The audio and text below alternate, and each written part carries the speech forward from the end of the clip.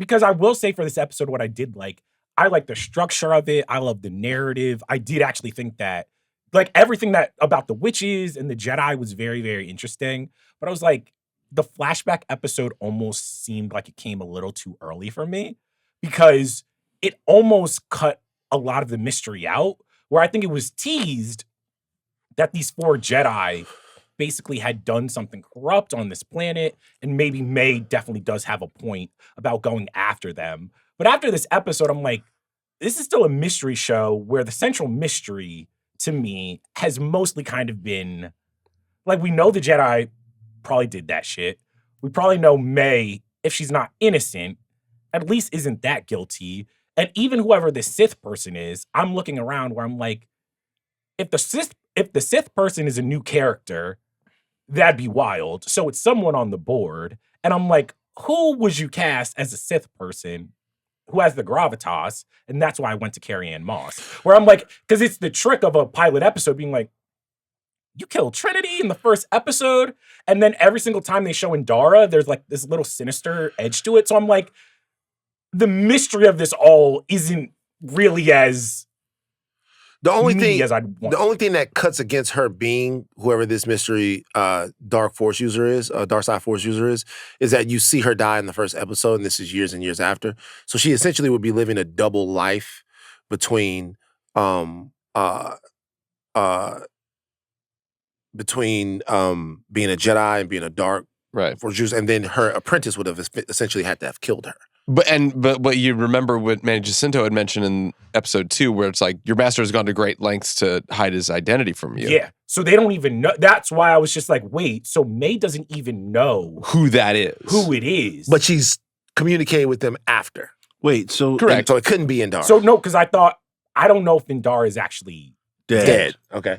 So Indara went back to her home planet, killed all her homies, then came back later, was like, yo, I can help you get the people who killed your people. One of them is actually me. Didn't tell her that, though. One of them is me. You so remember I think me. Indara, because here's the thing. It's a bit of a might not reach, be but- Indara, but like the reason why I'm just like, there's some breadcrumbs there is because I'm like, wait, why are these four Jedi there? Once they see that these 2 powerful kids are there, that's a very Sith thing, being like, I don't want them to go to the Jedi. Yeah. What if I get one of these twins? Like, I actually do think that it makes sense that like a powerful Jedi would want basically these little Anakins. You know what I mean? It's almost like a Palpatine situation where it's like Palpatine lived a double life. Yeah. A double life as a senator. Yes. Right. Maybe it would be harder to do inside of the Jedi and being so close to them. But the I get Jedi it. don't even, at this point, the Sith are so far Why would they away. suspect anything? They wouldn't, because it's just like, it's not like even, like, Yoda's like, oh, it disturbs whatever. But like, these Jedi are like, we've been on top for so long. We're so fat. We're so like comfy. Would they even be able to sense that shit? Look, you don't have to tell me when you've been on top for a long time, you want to change positions. It's tough. Oh, You know what I'm talking about, Arjuna. all right. Can you not? Why would you do that? There was no need for that. Arjuna laughed. There was no need for He that. normally never laughs at anything that I say, but that one got him. So you know what I'm saying? You gotta play it where that it one lays. got him. Look, I don't know if it's Indara, but I will say this. I think the episode coming at this time was important because I think this is the only mystery that we have. Okay? Like, there's not very much other mystery in this mystery show. Not to say that we didn't necessarily need a mystery. That's the whole genre no, they're no. going for. I suppose, but like you suppose. It's a mystery show. It's a mystery show. yeah, but like the mere fact that we have just added context rather than like the aha moment. That counts as a glitch out. What? The fact that you asked, Does the mystery show does need the mystery mystery? show need mystery? That's a glitch out. I mean, I glitched out earlier. We got glitch out. That counts as a glitch out. You We all glitched out. glitch out. Jomi was over there talking about Liberians. So Is that a glitch out? Does that count as a glitch out? I don't know. I don't know, but that's a glitch out. Okay. You're like, we don't need any mystery in the mystery show, but finish making your glitched point. You No, glitched it. that's fine. My lower third now is just glitched out. You glitched. You glitched. Yeah, you glitched, but They're looking at me like the glitch. So then, what do you feel like? What do you feel like if not a mystery, then what is the show? It's not the fact that like it necessarily has to be stringing us along for that mystery entirely. I like the idea that this episode laid the groundwork for explicitly showing us the conflict between May and Osha, why she would have beef with the Jedi, and maybe a bit more of the added mystery of who killed all those witches and who our mystery master is. That's all that like is kind of brewing along. But like she still has the mission. We still have to find out if Osha whether or not she'll actually become a Jedi or want to go back to that order or not. There are a lot of like plot elements that are still kind of just up in the air that we can still explore rather than focus on the what's and the whys necessarily. See, if that makes sense. That to me, it does make sense. In all seriousness, that to me is what the show has become. It's not about who's killing these Jedi. It's about why. Yeah. And that is, and Ben fucking Lindbergh said this. Yeah, it's not a whodunit, it's a whydunit. It's a whydunit. Are the characters interesting enough yet for even like average audiences to care? Because I do think I was like thinking about Andor. I'm like, the thing that actually Andor had was like Rogue One sets up kind of the tone, get Cassian, and then by the time we go back for Andor, they're not building just from the ground up. Where with the Acolyte, it's like, I haven't spent enough time with these Jedi to really give a fuck when they die, if they're evil or not. And I think that's going to be the challenge of the show, to make me care about Osha or May or Sol or Indara, because right now after 3 episodes, I'm still kind of like, who am I rooting for? Why should I give a fuck? Like, I think that this what gets the show across the finish line for me is that while the exposition can be a tad clunky, maybe the acting is occasionally from different performers sometimes stiff, I really like the questions that they ask. I really like the ideas that they throw out, and I really like the small character moments that really count to make me care episode to episode. And like, it has its flaws, but like, I really like where the idea of this show can go. And especially after this episode, I'm still all the way in. Like, this is pretty great. Does this feel more like a Star Trek show? And I don't actually use that as like anything against it. More so, it's like even sometimes the style of the acting, sometimes how small this feels. Not in a bad way, just small in terms of. If we had a whole episode of like trade negotiations, then we'd be talking more Star Trek. But because even a lot of these actors don't feel like Star Wars actors to me. Why you say that?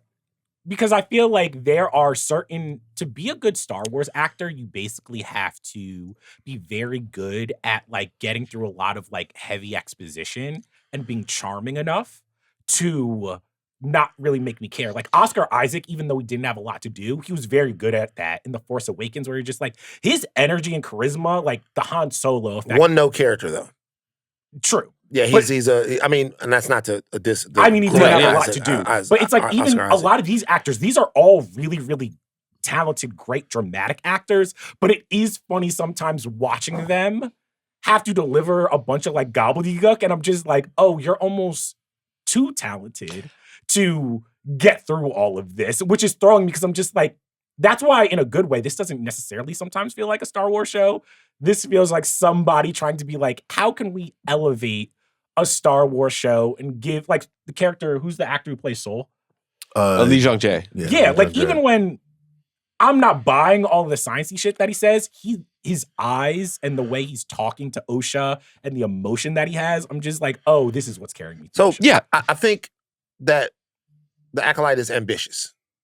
It's ambitious in its aim and its goal to have a different take on the classic Star Wars story, and to use all of the characters and situations that we're familiar with in sort of a different way. I think a straight up whodunit might have been more accessible. But what they're trying to do, in my opinion, is they're trying to weave all of the concepts that we are familiar with. So, example, you say we're familiar with Cassian, right? So us being familiar with Cassian from Rogue One, you wonder what turns somebody into someone who is so absolutely devoted to their cause. Yeah. There's a brutality to his character in that movie, and a curtness that makes him almost not the typical Star Wars hero. He was almost soulless, and the whole thing Yeah. of that movie is like getting him to the point that he's willing to sacrifice himself. And then when you come back to Andor, obviously we see other examples of that. We see what the cost of freedom of the galaxy is. We see what the Galactic Civil War has done to people.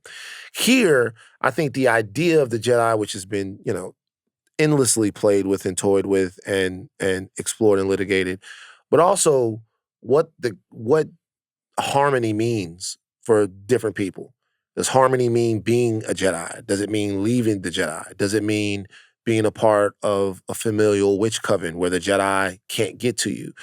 Is it better off for May if she becomes a Jedi? When she's talking about, I want to leave and go explore the galaxy, normally in old Star Wars fare, we look at that and we'd be like, that's great. She wants to be a Jedi. That's awesome. But we're not so sure she should do that right now. I mean, we don't even know. One of the smaller mysteries is we don't know why, unless I missed it, why Osha even left the Order. Like, this is something where she was like wide-eyed. And it's like, it hasn't been that many years. So I'm like, what happened during her Jedi training to be like, fuck this? So it's not as if the show isn't asking us questions, but it's asking us questions more about mythology right now than it is about the characters. And I understand how for some people, it's questioning the commonly held order of things. And I understand why for some people that might be a little bit hard to access because there hasn't been a lot of character work done in the show. It's not the type of show that it is. No. There hasn't been a lot of character work. Number one, you have one actress playing the lead, playing two parts. So that means that we can't spend a whole shit ton of time with Osha. We can't spend a whole shit ton of time with May because one actor playing two leads, we got to spend that time with both of them. So there hasn't been a lot of character work done, but there's been, if not world building, world questioning in a way that makes me like into it. Do you think that it would be more successful, like if you take like Knives Out? The thing about the original Knives Out that I think centers, like grounds it, is that you have Daniel Craig, you have Benoit Blanc, who almost is like an audience surrogate where he can explain stuff, but he's just such a charisma magnet that it's just like basically throughout him, you are learning about all these characters where it's like even now I'm like, who is the detective of this mystery story? Who is that person where like things get unwieldy that they are trying to figure out what is happening? Because it's kind of Soul. It's not. But it's not. And it's kind of Osha, but it's not. It's the audience. Depends on the way you do your mystery. Sometimes, and you're right. It's easier. Sometimes you're looking at the mystery through the eyes of one character and you're going, And sometimes stuff is happening and it's just leaving you to wonder. Because of The Wire even. Like, it wasn't always McNulty. Like, a lot of times there was, like, different characters, but they always were like, all right, who is leading the audience through the mystery? And then the genius of that show is, like, the Barksdale organization would also have that central character where it's like they're trying to figure out something. And I don't know in the show, I'm like, who am I supposed to be, like, looking at in the frame when shit gets too complicated that makes me feel like, oh, I'm in safe hands and I'm, like, grounded in the mystery.